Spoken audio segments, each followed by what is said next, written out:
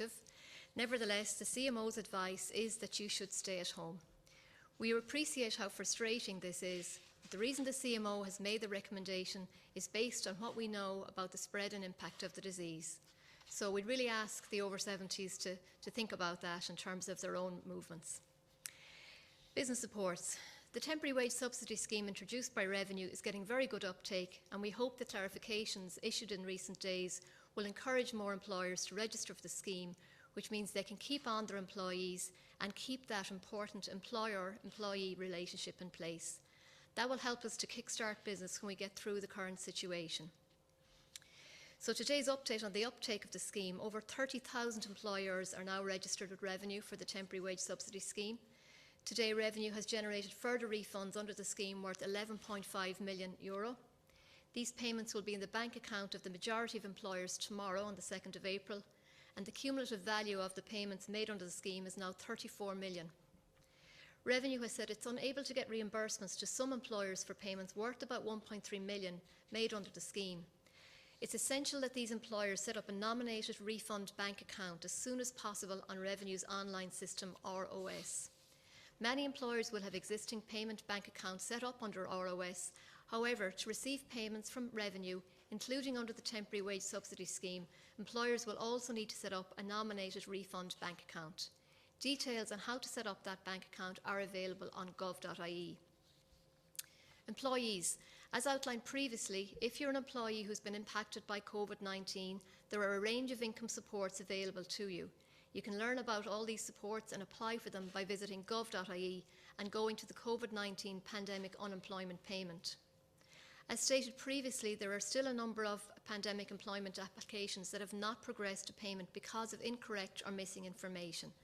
The quickest and easiest way to rectify this is to apply again online through mywelfare.ie or mygov.ie. If a customer does so, the claim will progress to payment within minutes of completion of the transaction, once all the information is provided and the eligibility conditions are satisfied. The community response forums. I've already mentioned that each local authority council has established a community response forum to coordinate COVID-19 related community supports. As part of this, each local authority has now established a helpline that vulnerable people can phone if they're looking for basic services such as delivery of food or meals or transport for essential trips. A list of each local authority's helpline phone number is now on gov.ie. It's also important to remind you that if you're feeling vulnerable at this time, you can contact the Alone helpline at 0818 222 024. Libraries and the Publisher Initiative. Irish Public Libraries and Irish publishers have agreed a deal to facilitate online storytime sessions for young people while libraries and schools remain closed during the COVID-19 pandemic. This initiative, which will be announced later today, will provide another valuable resource for families alongside the online services already provided by libraries, and will be especially helpful to families without access to books in the home or new books at this time. Spring into Storytime is Library's annual celebration of families reading together, and this year will celebrate the incredible work of Irish children's authors online instead of in the local branches. Irish publisher partners and the Irish Writers Union are helping by waiving licence fees for the reading of selected books and the streaming and posting of videos, which will remain online while library buildings are shut. And there will be further details of all of those publishers today, and details on the local library services social media channels and the Library Ireland's Twitter, Instagram and Facebook pages. Agricultural supports. The Minister for Agriculture, Food and Marine announced that approvals will issue this week to applicants under the new CAF investment scheme in light of the COVID-19 pandemic and the significant demand for this scheme. The Minister confirmed that he's increased the scheme's budget from the original €1.5 million to €4 million to fully fund all eligible applications received. The scheme supports investments for calf rearing, welfare facilities, and some 2,500 farmers will be directly funded under the scheme. The Minister for Agriculture, Food and the Marine, Michael Creed, also announced today the opening of a new telephone information line to assist farmers with their queries in relation to current COVID-19 restrictions. The dedicated line will assist farmers with practical queries that they may have as they continue to fulfil their essential role in maintaining the food supply chain. The information line phone number is 076 106 4468, and will be open from 9:30 a.m. to 12:30 p.m. and from 2 p.m. to 5 p.m. Monday to Friday. In addition, the Department of Agriculture, Food and the Marine have published a set of frequently asked questions on the COVID-19 section of the website on gov.ie. Lottery funds. At the end of 2014, a figure of roughly 16 million was held on account in the National Lottery Fund, which means there's a net of expired prizes and games which have been built up since the An Post National Lottery Company began trading. We are delighted to say that this fund is now being made available to support investments and help at this time of unprecedented national crisis. Redeployments. Right across the public sector, civil and public servants are being redeployed to support the most essential areas of need, including contract tracing and in helping the Department of Employment Affairs and Social Protection to meet demands for payments. As part of the effort to reassign available staff to where they may be of best use at this time, special needs assistants are being nominated for a new temporary assignment as part of the Government's response to COVID-19. It is not envisaged that at this stage there will be a temporary reassignment opportunity for every SNA. A small number will be temporarily reassigned. But SNAs hugely enrich the lives and experience of children in schools, and they have much needed skills and experience that will be of a huge benefit to other services and of great support to the national effort. Children and young people. In recent weeks, understandably, the risks and reality of the global pandemic have probably been at the forefront of everyone's mind. For that reason, it's particularly important to take the necessary steps to look after our mental health at this time. We're very conscious that parents, children and young people may be anxious about the disease and about the disruption to their normal routine, even school, and all the other activities they like to be involved in. No age group is immune to the stress being caused by this crisis. So in order to address this fear and anxiety in young people in particular, a podcast has been created with the assistance of the National Education Psychology Service, which offers a series of relaxation techniques specifically designed to help young people cope with that anxiety, and that's available via SoundCloud. The fuel allowance. During this period, we are also aware of concerns people have about bills, especially that might arise from being at home all the time. To reflect the increased need to be in home over the coming weeks, the fuel allowance payment, which was due to end on April 10th, will be extended a further 4 weeks until Friday, 8th of May. This payment is made to over 370,000 households, of the most disadvantaged households in the country, including pensioners and those with disabilities who are most at risk of fuel poverty. We hope this will give people one less thing to worry about and help ensure they're comfortable at home in this time of crisis. So on the international front, yesterday there was a video conference call to discuss the response to COVID-19 on the island of Ireland. The Taoiseach and the Secretary of State for Northern Ireland jointly chaired the call with the First Minister, the Deputy First Minister, Northern Ireland Health Minister and Minister for Health Simon Harris, all participating. All expressed their deep gratitude for the remarkable dedication and efforts of health workers, officials and everyone working in essential services to respond to COVID-19. They emphasised the protection of lives and welfare of everyone on the island is paramount and that no effort will be spared in that objective. The ongoing contact and cooperation between the respective health ministers working in close conjunction with the chief medical officers will continue to support this shared objective. Also on the international front, the Department of Foreign Affairs and Trade is aware of a situation of the cruise ship MS Zandam, which is expected to dock in Fort Lauderdale in the coming days. We are in regular contact with the Irish citizens on board and are providing all possible consular assistance. Measures in courts. Every effort is being made across all levels of the state to comply with the public health measures around social distancing and restricting face-to-face work to what is essential. The administration of justice in urgent matters is essential work. Criminality and the arrest of suspects has not ceased. Urgent family and childcare issues continue, and there has been an increase in urgent corporate insolvency matters. However, yesterday it was announced that the court service will be introducing new measures to further reduce the need for people to appear in court in person. So remote court hearings will be facilitated in the new legal term starting on April 20th. Also, those not in custody need not attend court. Remand custody hearings can be conducted by video link. Other measures have already been introduced. Huge levels of court administration will continue to be dealt with electronically, and social distancing measures are in play at every court sitting. There is an obligation to administer justice in public and to cater for this, while continuing to comply with the public health measures, judges will allow bona fide members of the press to be present in court. This will not impact vital court hearings, which will remain in place as courts scale back the vast majority of cases. Flights between Donegal and Dublin. The flights between Donegal and Dublin operated by Stobart Air currently run twice daily. While there has been a significant reduction in the demand for the flight since the introduction of the travel restrictions, the flight continues to provide an essential service for some who are travelling for medical appointments or being repatriated home. This flight will therefore be retained, but service will be limited to just one flight per day on a temporary basis from next Sunday, the 5th of April. Public health advice will be followed at all times in operation of the flight. So some of the concerns and issues we're picking up, one of those relates to testing concerns. So not all test centres are open today. However, the HSE have assured us that sufficient test centres are open to meet the current level of testing demand and lab processing capacity.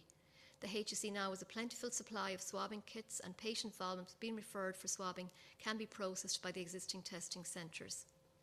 As indicated previously, the HSE have been regularly briefing on procurement challenges in a range of areas, including materials required for testing, and they will continue to update the public on this. The procurement issue is a global problem. This week, the HSE Public Analysis Laboratory at Cherry Orchard and a Department of Agriculture laboratory have also come online, bringing additional capacity in the laboratory space. The HSE has asked us to apologise to all those waiting for test results and to assure the public they're making every endeavour to improve turnaround times with the current international constraints. Testing is being performed for public health as opposed to clinical reasons, and patients waiting for results should continue to self-isolate for 14 days. The HSE continues to prioritise testing of healthcare workers and inpatients in acute hospitals. Acknowledging the delay in testing, the HSE are beginning direct contact tracing of high-risk groups in advance of test results. Digs and rent-a-room evictions. Concerns have also been raised in relation to rent-a-room or digs accommodation being exempt from recent measures prohibiting evictions at this time. We're looking into this further, and I will update you when I have more information on that. However, in the meantime, government would ask landlords and tenants in more informal accommodation arrangements such as these to show allegiance and support for each other during this critical emergency period, and where possible with regard to the precautions necessary to tackle COVID-19 to avoid ending their current accommodation arrangements. Direct provision. So to follow on from what I said yesterday, over 650 new beds have been procured to supply international protection applications during the COVID-19 crisis. These additional beds will provide valuable increased accommodation to support the measures required for existing vulnerable residents. The provision of off-site accommodation for self-isolation and will keep social distancing measures by reducing overall numbers in some of the existing centres. This is a critical part of the overall strategy to protect residents, and at all times the service is guided by the Health Service Executive and the National Public Health Emergency Team, and are continuing to do everything possible to ensure the safety and well-being of all applicants. The new accommodation will in the main be located in hotels in Dublin, Galway and Cork.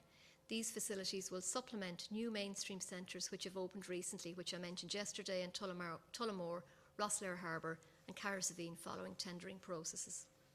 Since the start of the year, over 1,350 beds have been procured, enabling older centres to close and to move residents from emergency accommodation to dedicated centres where cross-agency service to residents can be more effectively provided.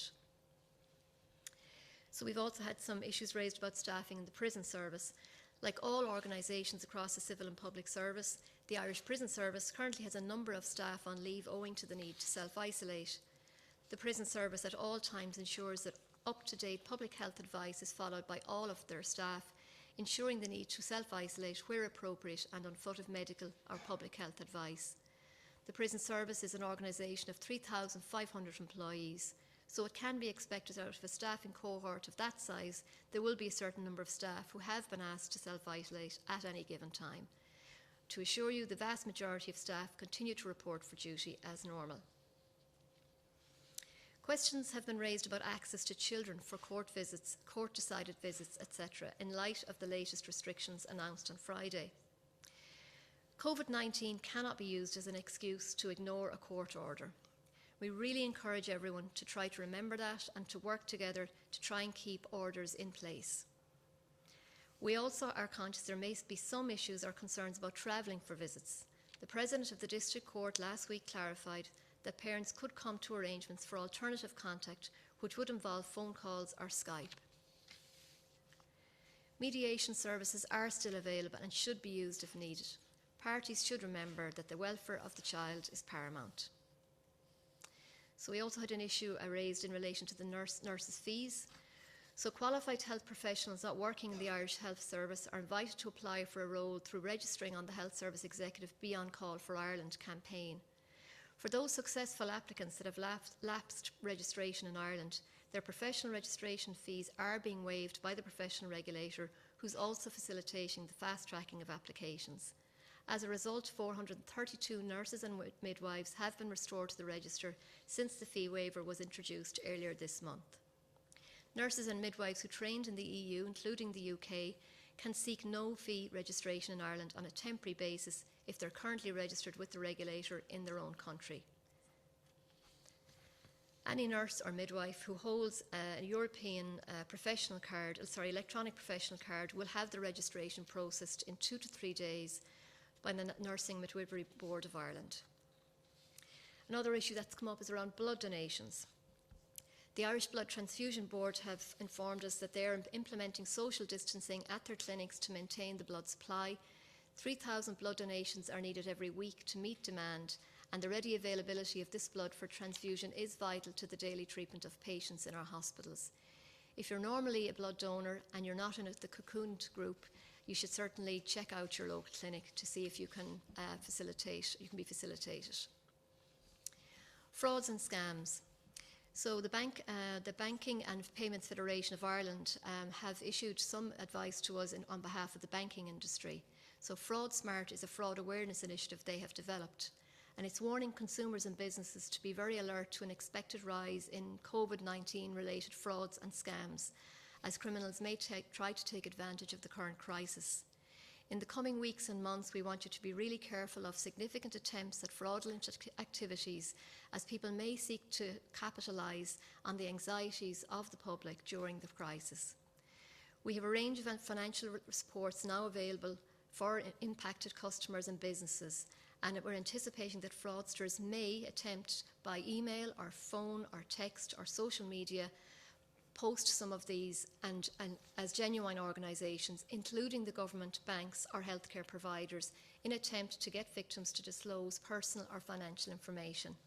If you're worried about any of these, we've already issued warnings in relation to social welfare payments, with fraudsters posing as officials asking for financial details to process payments.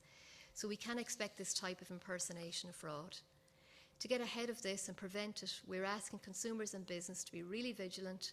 While the scams may have been adapted for the current crisis, it's the same advice as we always have in terms of protecting yourselves. Don't be rushed, take your time to do the relevant checks, and always immediately report any suspicious activity to your bank or the local Garda station. If you want to visit fraudsmart.ie, there's lots of tips and advice how to protect yourself from scams. I spoke yesterday about the creation of an online portal which will allow us to create a centralised database of offers to donate goods and services at this time.